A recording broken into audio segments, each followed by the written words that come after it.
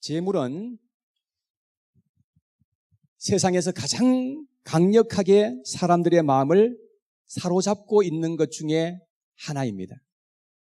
사탄은 재물을 통해서 많은 사람들의 마음을 강력하게 지금 사로잡고 있는 것을 알게 되는 것입니다. 오늘 저는 재물에 대해서 마지막으로 한 번 더 말씀을 증거하려고 합니다. 오늘 이 재물에 대한 주제로 네 번째 시간이 되겠습니다. 하나님이 우리에게 재물을 주셨을 때에 우리가 그 재물을 가지고 어떻게 사용하고 그것을 관리해야 하는지 우리는 성경을 통해서 잘 알아보아야 할 필요가 있는 것입니다. 여러분, 돈과 재물을 잘 다루면 우리에게 큰 유익이 되고 그것이 하나님에게 영광이 되고 많은 사람들에게 축복이 될 수가 있는 것이죠. 그런데 우리가 그 돈과 재물을 잘못 다루게 될 때에 그 재물이 나에게 있어서 큰 해가 되고 그것이 나에게 있어서 큰 불행이 될 수 있다는 것을 우리에게 말씀해 주고 있습니다. 여러분, 우리가 재물을 하나님께서 주신 이 돈, 재물 이런 것들을 어떻게 사용해야 하는 것이겠습니까?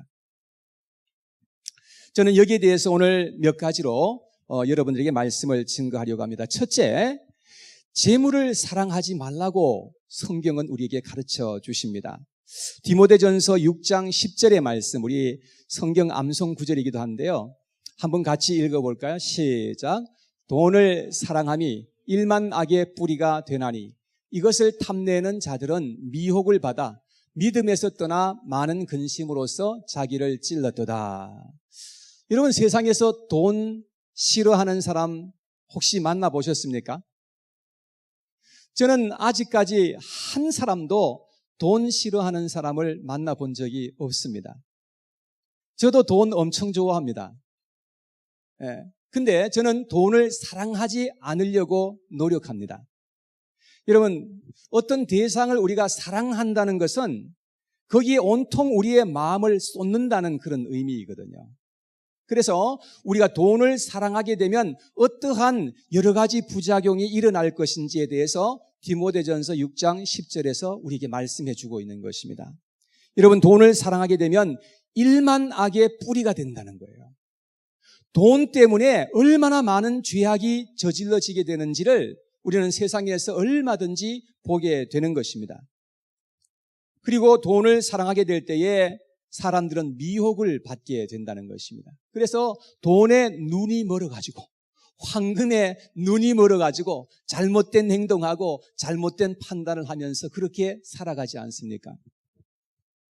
그리고 세 번째, 돈을 사랑하게 되면 결과적으로는 믿음에서 떠날 수밖에 없다. 그렇게 말씀을 합니다.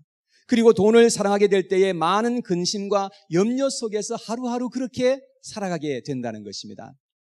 여러분, 그래서 우리는 특별히 돈을 사랑하지 말아야 된다. 그렇게 우리에게 말씀해 주고 있습니다. 두 번째는 재물을 하나님보다 더 높은 자리에 올려두지 말라. 그런 말씀입니다. 마태복음 6장 24절에 우리에게 말씀해 주고 있는데요. 한번 같이 읽어봐요. 시작. 한 사람이 두 주인을 섬기지 못할 것이니 혹 이를 미워하고 저를 사랑하거나 혹 이를 중히 여기고 저를 경히 여김이라. 너희가 하나님과 재물을 겸하여 섬기지 못하느니라.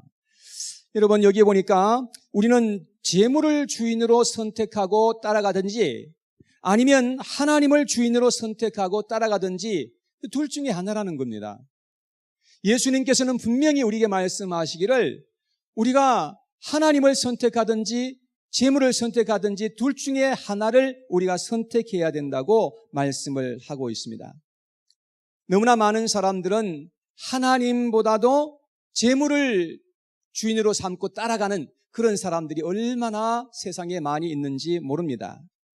재물을 하나님보다 더 우선하고 더 사랑하는 거예요.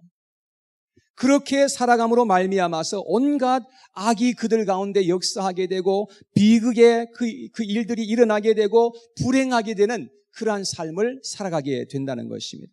그런데 오늘 예수님께서는 본문에서 우리에게 말씀하시기를 물질적인 것에 마음을 빼앗기고 재물을 주인 삼고 따라가지 말아야 할 이유를 세 가지를 우리에게 말씀했습니다.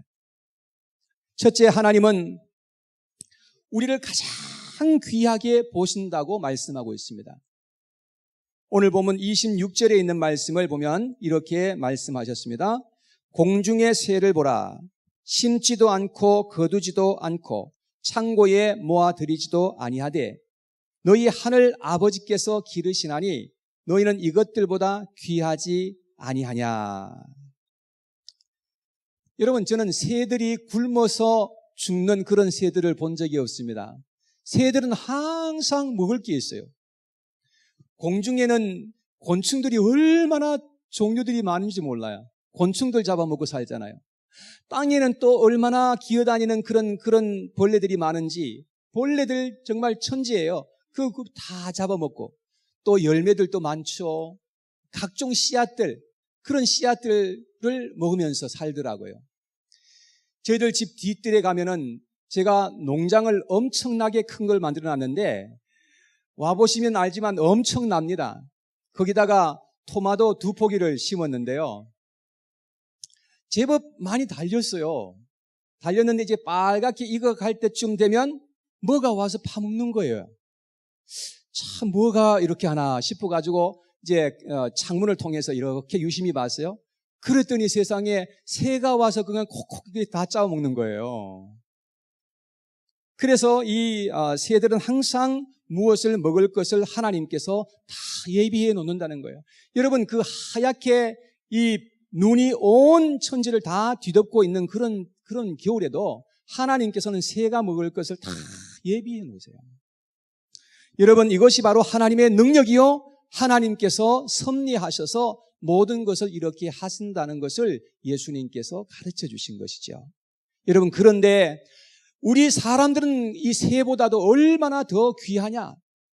예수님께서 말씀하시면서 그러기 때문에 하나님께서는 우리를 위해서 다 먹을 것과 입을 것을 다 예비해 주시고 공급해 주시는 하나님이신 것임을 말씀하고 있는 겁니다. 여러분, 믿으시기 바랍니다. 저는 결혼해서 저희 아내에게 그런 말을 했습니다. 어떻게 하든지 애들을 좀 많이 낳았으면 좋겠다. 그러니까 아내는 말하기를, 우리가 대책도 없이 애들을 많이 낳으면 어떻게 먹이고 어떻게 입히냐, 그러는 겁니다. 그러면 저는 말합니다. 낳아놓기만 하면 틀림없이 하나님께서 다 먹여 살릴 거라고, 대책 없이 저는 그렇게 또 얘기를 합니다. 대책이 없는 것 같아도요, 실제로 그래요. 한국말에 그런 말 있잖아요. 애들은 자기 먹을 것 가지고 태어난다고. 무슨 말인가 하면, 여러분, 태어나면 정말 먹고 살 길을 하나님께서 다 예비하시고요, 다 길이 있다는 것을 말씀하고 있는 거예요. 그래서 저는 생각할 때에 둘이서 결혼을 해가지고 적어도 3명 이상은 낳아야 된다는 그런 생각이에요. 왜냐하면 두 사람이서 이 결혼을 해서 둘만 낳으면은 이 본전치기잖아요. 요즘은 보면은 두 사람이 결혼해가지고 하나만 낳고 아니면 안 낳고, 그래가지고 지금 한국에 가면은 이 인구가 감소가 돼가지고요, 굉장히 지금 문제가 되고 있는 것을 볼 수가 있습니다. 여러분, 그러니까 하여튼 지금 낳을 수 있는 능력이 있으시면 계속해서 낳으시기 바랍니다. 그렇게 되면 하나님께서 참 그게 얼마나 큰 축복인지를 나중에 가면 알게 될 때가 와요. 그래서 여러분, 우리 자신이 열심히 성실하게 일하면 먹고 살 수 있도록 다 하나님께서 다 섭리를 그렇게 해놨다는 것입니다. 사랑하는 여러분, 하나님은 우리의 몫을 예비해 주시는 하나님이신 거 믿으시기 바랍니다. 그래서 하나님께서는 우리에게 말씀하십니다. 우리는 그래서 재물을 따라가지 말고 우리 하나님만을 따라가야 한다는 것을 예수님께서 이렇게 우리에게 가르쳐 주신 것입니다. 두 번째는 하나님은 우리의 필요를 다 아신다고 말씀을 하고 계십니다. 31절과 32절 말씀에 보면 예수님께서 이렇게 말씀을 하십니다. 그러므로 염려하여 이르기를 무엇을 먹을까, 무엇을 마실까, 무엇을 입을까 하지 말라. 이는 다 이방인들이 구하는 것이라. 너희 하늘 아버지께서 이 모든 것이 너희에게 있어야 할 줄을 아시느니라. 하나님은 여러분과 제가요, 무엇이 지금 필요한지 정확하게 다 알고 계시는 하나님이십니다. 이스라엘 백성들이 광야에서 40년 동안 살았지 않습니까? 여러분 이 사진에 보면 저런 광야에서 살 때에 물도 부족하지, 양식도 부족하지, 하여튼 모든 것이 부족한 그러한 상태에서 살아가는 것입니다. 여러분 그런데 4년도 아니고 40년을 사는 동안에 하나님께서 이스라엘 백성들에게 전적으로 모든 것을 책임져 주신 줄 믿으시기 바랍니다. 하나님 다 책임져 주셨어요. 그런데 이스라엘 백성들은 목이 좀 마른다고 하나님 앞에 원망하면서 막 그냥 그렇게 대들었어요. 여러분 고기 먹고 싶다고 고기 달라고 그렇게 원망하면서 하나님 앞에 범죄했던 것을 볼 수가 있습니다. 여러분 우리가 알 수 있는 것은 그들이 조금만 더 하나님을 믿고 신뢰해드리고 그리고 조금만 더 인내하고 참았더라면 하나님께서 다 예비해놓고 계신데, 여러분 오늘날도 마찬가지입니다.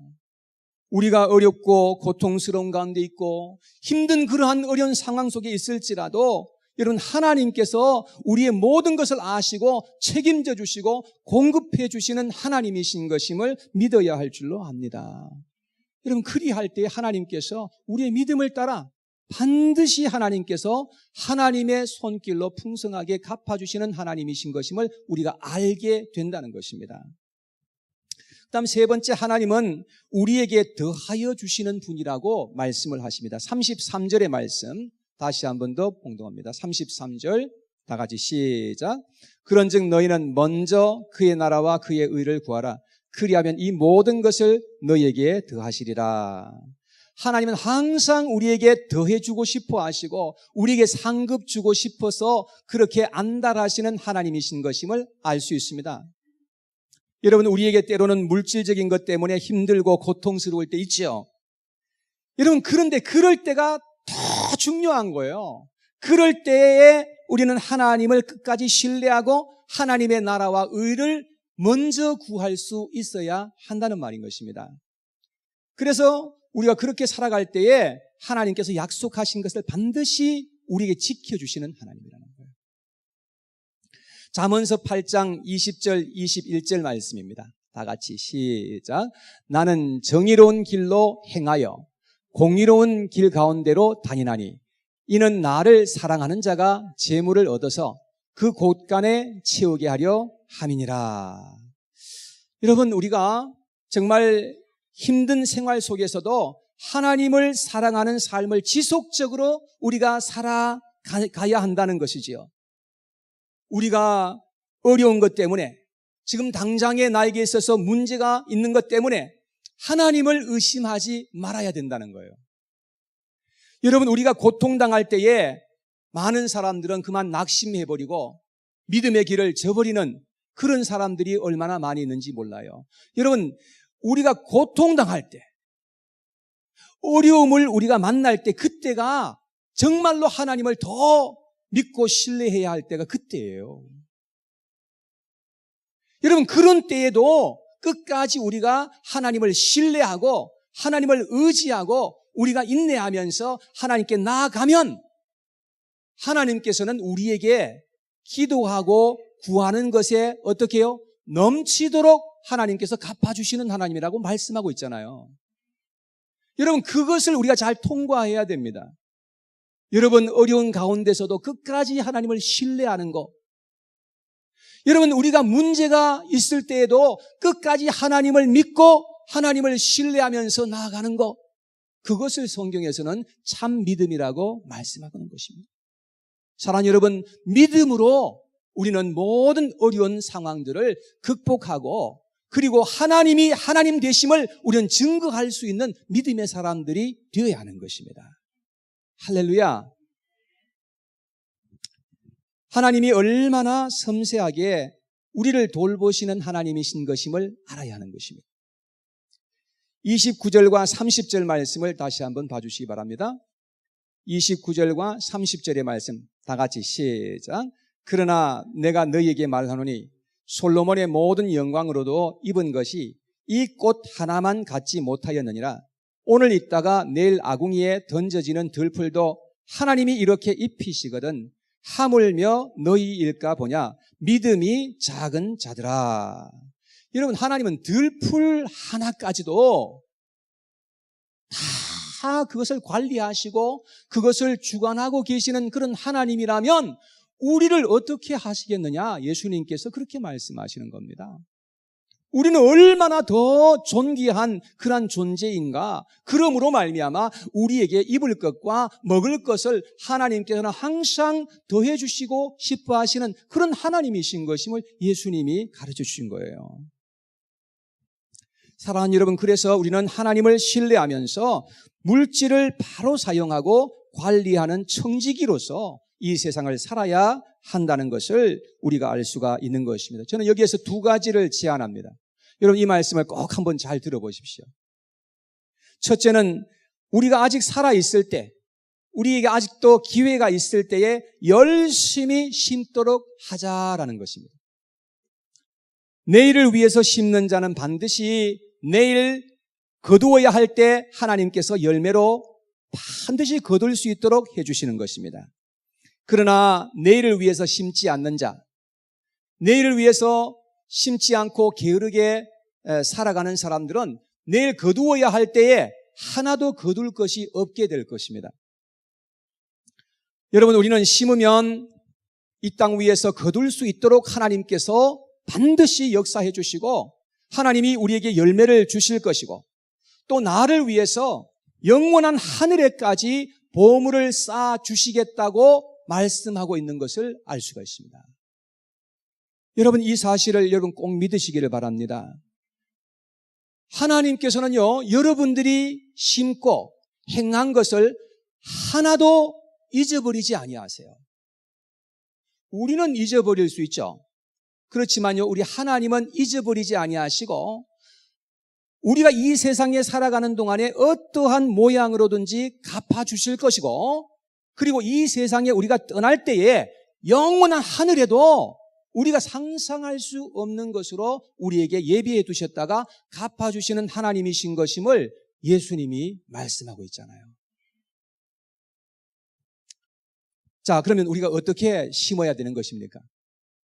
세 가지로 여러분들에게 말씀을 드리겠습니다. 첫째, 하나님께 드리는 헌금으로 심을 수가 있습니다. 성경에 보면 여러 가지 헌금 종류를 많이 말씀했는데 왜 이렇게 많은 헌금 종류가 있느냐? 그것은 무슨 뜻인가 하면 하나님께서 우리에게 복을 주시려고 우리에게 먼저 이 땅 위에서 심으라는 것입니다. 그리하면 하나님께서 갚아주실 것을 말씀하시는 거예요. 여러분, 그래서 요한 웨슬레 목사님은 그런 말을 했다고 합니다. 주머니가 회개하지 않은 사람은 믿을 수가 없다, 이렇게 말했어요. 여러분, 그래서 우리가 물질로 하나님께 드리지 못한다는 말은 아직도 하나님과 내가 바른 관계 속에 있지 않다는 것을 의미하는 거예요. 사랑하는 여러분, 우리는 물질보다도 하나님께서 우리의 삶 속에 항상 우선이 되도록 그렇게 살아야 할 줄로 믿습니다. 두 번째는 구제로 심을 수 있습니다. 어려운 이웃을 만났을 때에 우리는 내 주머니를 열어야 합니다. 어려운 사람들을 항상 우리는 만나게 되어 있습니다. 그럴 때에 우리가 주머니를 열어서 그들에게 구제할 수 있는 것이죠. 잠언서 19장 17절에 보니까 이런 말씀이 기록되어 있습니다. 함께 읽습니다. 시작. 가난한 자를 불쌍히 여기는 것은 여호와께 구워 드리는 것이니 그의 선행을 그에게 갚아 주시리라. 그렇습니다. 우리가 불쌍한 그런 어려운 이웃을 만날 때에 그들에게 우리가 구제하는 것입니다. 예수님의 이름으로 우리가 그들에게 구제하면 하나님께서는 그것을 기억하셨다가 반드시 언젠가 내가 어려울 때, 내가 또 그런 위기 속에 있을 때 하나님께서 어떤 모양으로든지 우리를 갚아주시는 하나님인 것임을 말씀하는 거예요. 그리고 시편 37편 25절 26절 말씀 다 같이 시작. 내가 어려서부터 늙기까지 의인이 버림을 당하거나 그의 자손이 걸식함을 보지 못하였도다. 그는 종일토록 은혜를 베풀고 구워주니 그의 자손이 복을 받는도다. 그렇습니다. 우리가 이 세상에 살아갈 때 하나님 백성들은 늘 베푸는 것을 좋아해야 돼요. 늘 나누고 섬기는 것을 늘 좋아하면서 그렇게 살아갈 때에 여러분 하나님께서는 우리의 삶 속에서도 반드시 함께해 주시고 도와주실 뿐 아니라 우리의 후손들에게까지도 그것이 미쳐지도록 하나님께서 그렇게 역사하시겠다고 약속합니다. 하나님은 정말로 공수가 없어요. 항상 하나님께서는 우리가 행한 대로 하나님께서는 넘치도록 갚아주시는 하나님이신 것임을 알 수가 있는 것입니다. 세 번째는 섬기고 베푸는 것으로 심을 수 있습니다. 2주 전에 제가 말씀을 증거할 때에 어떤 분이 저에게 글을 보내왔는데 목사님 말씀을 통해서 은혜 받았습니다.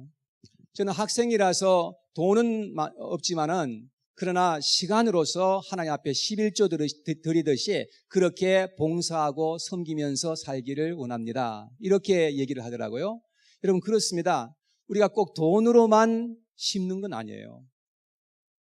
우리가 물질로도 심을 수 있지만 우리가 시간과 섬김과 봉사를 통해서 우리가 얼마든지 심을 수가 있는 것이거든요. 여러분 그래서 우리는 늘 섬기고 베푸는 것을 습관화하고 일상화하도록 해야 하는 것입니다. 사도행전 20장 35절에 이런 말씀이 있습니다. 다 같이 시작. 범사에 여러분에게 모본을 보여준 바와 같이 수고하여 약한 사람들을 돕고 또 주 예수께서 친히 말씀하신 바 주는 것이 받는 것보다 복이 있다 하심을 기억하여야 할지니라. 약한 자들을 늘 도우라고 말씀합니다. 우리 주변에 약한 자들이 있습니까? 약한 자들을 도우라고 말씀합니다. 그리고 예수님께서 친히 말씀하신 그 이야기를 말씀하셨는데 주는 것이 받는 것보다 더 복이 있다고 그렇게 말씀을 하셨다는 것입니다. 사랑하는 여러분, 그래서 우리는 살아있고 아직도 기회가 있을 때에 열심히 일하면서 심고 수고하는 그런 저와 여러분들 되었으면 좋겠습니다. 두 번째는 죽음을 생각하면서 물질을 관리하자 하는 것입니다. 죽음을 생각하는 거 기분 좋은 것은 아닙니다. 그러나 이것은 지혜로운 것이라고 말씀합니다. 모세는 시편 90편 12절에 이렇게 말씀했습니다. 함께 읽어보겠습니다. 시작. 우리에게 우리 날 계수함을 가르치사 지혜로운 마음을 얻게 하소서. 자, 모세가 기도한 내용인데요. 자기의 그 날 계수함을 가르쳐 달라는 것입니다. 자기의 인생이 얼마나 짧은지, 얼마나 순식간에 지나가는지를 가르쳐 달라고 말씀합니다. 왜냐하면 그것을 알아야만 지혜로운 마음으로 이 세상을 살아갈 수 있기 때문에 그렇다는 것입니다. 우리는 언제 죽을지 모르는 세상에서 지금 살아가고 있습니다. 여러분 죽는 날 언제인지 아십니까? 우리는 전혀 모릅니다. 젊었다고 늦게 가는 것도 아니고 나이가 들었다고 빨리 가는 것도 아닙니다. 여러분 그래서 우리는 늘 죽음을 준비하면서 생각하면서 살아가야 한다고 성경은 우리에게 가르쳐 주시는 것입니다. 무슨 말인가 하면 여러분들이 갑자기 이 세상을 떠나게 되면 여러분들은 지금 가지고 있는 모든 것을 다 놓고 그냥 떠나셔야 된다는 것입니다. 페니 하나 여러분 가지고 갈 수가 없습니다. 무슨 말인가 하면 여러분들이 지금 가지고 있는 모든 것을 여러분들은 어떻게 할 것인지를 결정해 두는 것이 필요하다는 것입니다. 그래서 미국에 사는 많은 사람들은 유언장을 미리 만들어놔요. 그래서 참 미국 사람들이 이렇게 하는 걸 보면 지혜로운 것 같아요. 우리가 유산을 남길 때에도 기도하면서 믿음으로써 이것을 해야 한다는 것을 우리는 알아야 합니다. 하나님의 뜻을 찾는 거죠. 하나님 앞에 우리가 순종하면서 우리가 이러한 것도 해야 된다는 것을 우리는 기억해야 할 필요가 있습니다. 라이프스타일 기빙 단체의 회장으로 계시는 레이 린이라고 하는 분은 이렇게 말했습니다. 그리스도인으로서 우리가 죽을 때 우리의 재산을 우리의 믿음에 상응하는 일을 위해서 계속 사용할 수 있는 개인이나 단체에 드리도록 해야 한다. 이렇게 말했습니다. 여러분 너무나 합당한 이야기가 아닙니까? 우리가 지금 가지고 있던 이 재산을요, 내가 죽고 난 후에도 계속해서 나의 믿음에 상응하는 그러한 일을 위해서 계속해서 사용할 수 있도록 그렇게 하는 것이 너무나 당연하고 지혜로운 거 아닙니까? 그리고 적어도 우리가 가진 것의 10분의 1은 교회에 드리는 것도 생각해 볼 수 있습니다. 저희는 2년 전에 돈을 들여서 유언장을 만들어 놨습니다. 생각해 보니까 선교지에도 우리가 많이 가고 또 이제 뭐 많은 그런 출타도 있고 하니까 항상 같이 다닙니다. 근데 갑자기 어떤 일이 일어나면 이거 안 되겠다 싶어가지고 저희들이 변호사를 찾아갔어요. 그래서 유언장을 만들어 놨는데 그래서 몇 %는 우리가 죽으면 몇 %는 교회로 해놓고 또 몇 % 나머지는 또 어떻게 할 것인지 그런 것들을 다 결정해 놨어요. 궁금하시죠? 그래도 할 수 없어요. 제가 그거까지는 제가 말씀을 드릴 수가 없어요. 여러분, 만일 내가 물려준 그러한 재산을 가지고 내가 죽은 후에 자식들이나 친지들이 그것을 가지고 싸운다면 얼마나 불행한 일이겠습니까? 여러분, 만약에 그걸 가지고 자식들이, 믿음 없는 자식들이 그걸 가지고 다 탕진해버린다면 얼마나 불행한 일이겠습니까? 하나님이 기뻐하시는 그런 뜻대로 사용하지 않는다면 얼마나 슬픈 일이겠어요? 잘 한번 생각해 보시기 바랍니다. 그래서 우리는 의무적으로나 인정에 끌려서 그냥 유산을 물려줄 필요는 없다는 생각을 합니다. 오직 하나님의 뜻이 무엇인지, 하나님이 기뻐하시는 일을 위해서 나의 유산을 남기는 것은 참으로 복된 것이고 지혜로운 것이라는 그런 생각을 하게 되는 것입니다. 저는 말씀을 맺기 전에 돈에 대한 잘못된 관념을 몇 가지 말씀을 드리려고 합니다. 너무나 많은 사람들이 돈에 대한 잘못된 관념을 가지고 있어요. 첫째, 돈이 많으면 성공한 사람이고 돈이 없으면 실패자라는 생각은 잘못된 생각입니다. 돈이 많다고 무조건 성공했다고 볼 수도 없고 부자라고 말할 수도 없습니다. 돈이 많아도 가난하게 사는 사람이 있고 돈이 별로 없지만 부자로 사는 사람도 있더라고요. 시카고에서 신문 기사에 난 이야기인데요. 어떤 노인이 홀로 살다가 갑자기 돌아가셨어요. 그래서 경찰이 조사를 해보니까 집에 현금 95만 불의 현금 다발이 쏟아져 나온 것입니다. 그런데 이분의 그 시체를 병원에 가져가서 부검을 해보니까 세상에 사인 결과가 영양실조로 돌아가셨다는 것이었습니다. 그 많은 걸 가지고 자기를 위해서도 쓸 줄 모르는 그런 어리석은 삶을 사는 사람도 있는 것입니다. 여러분, 돈이 많다고 무조건 부자라 할 수 없습니다. 돈을 가지고 바로 사용하는 사람이 참 부자인 줄 믿으시기 바랍니다. 두 번째, 돈이 많으면 사람들이 나를 인정해 줄 것이고 돈이 없으면 사람들이 나를 무시할 것이다 라는 생각도 잘못된 생각입니다. 돈이 많아도 사람들이 뒤에서 손가락질하고 혐오하는 사람들이 있는가 하면 돈이 별로 없어도 사람들로부터 존경받고 칭찬받는 사람들도 얼마든지 있는 것입니다. 여러분, 나에게 있는 돈을 어떻게 사용하는가, 이것이 너무너무 중요하다는 말인 것입니다. 세 번째, 돈이 많으면 행복하고 돈이 없으면 불행할 것이라는 것도 역시 잘못된 생각입니다. 돈이 아무리 많아도 돈을 가지고 자기 하고 싶은 대로 다 했어도 행복하지 못할 수가 있습니다. 여러분, 솔로몬만큼 돈이 많았던 사람이 있을까요? 솔로몬만큼 자기가 하고 싶은 거 다 해봤던 사람들이 세상에 몇이나 되겠습니까? 근데 솔로몬은 자기가 정말로 행복했다고 이렇게 기록하는 대신에 정말로 너무나 허무하고 정말 너무나 헛되다고 그렇게 고백을 한 것을 볼 수가 있습니다.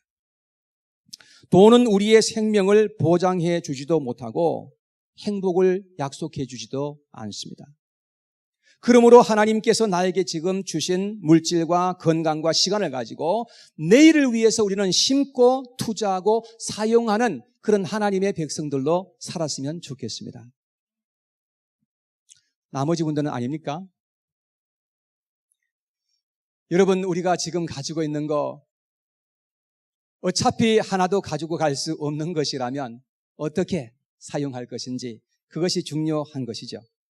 저는 저에게 있는 모든 것이 저의 것이라는 생각을 하지 않습니다. 그래서 저는 어떻게 하든지 저의 남은 인생을 통해서 열심히 섬기고 선교하고 전도하는 일을 위해서 제 가진 모든 물질과 에너지를 다 사용하고 하나님 앞에 가고 싶습니다. 저는 그렇게 살 것입니다. 디모데전서 6장 17절 이하의 말씀을 한번 보겠습니다. 디모데전서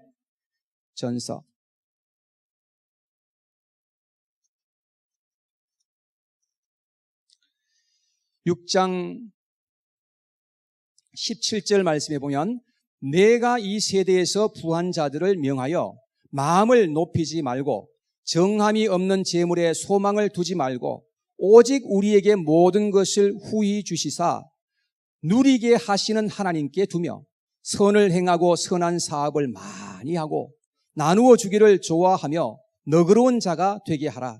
이것이 장래에 자기를 위하여 좋은 터를 쌓아 참된 생명을 취하는 것이니라. 여러분, 여기에 보니까 우리는 이 세상에 살아갈 때에 정함이 없는 재물에 소망을 두면서 살지 말라는 거예요.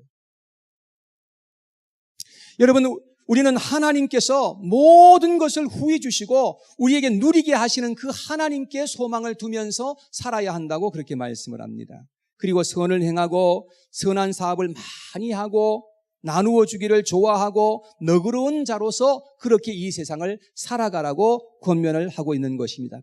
그렇게 살아갈 때에 장래에 자기를 위해서 좋은 터를 쌓아서 참된 생명을 취하게 될 것이라고 우리에게 이렇게 말씀해 주시는 것입니다. 이렇게 사는 것이 지혜의 삶이요 믿음의 삶인 줄로 믿습니다. 이러한 믿음의 삶, 소망의 삶을 살아가시는 저와 여러분들이 다 되시기를 축원합니다.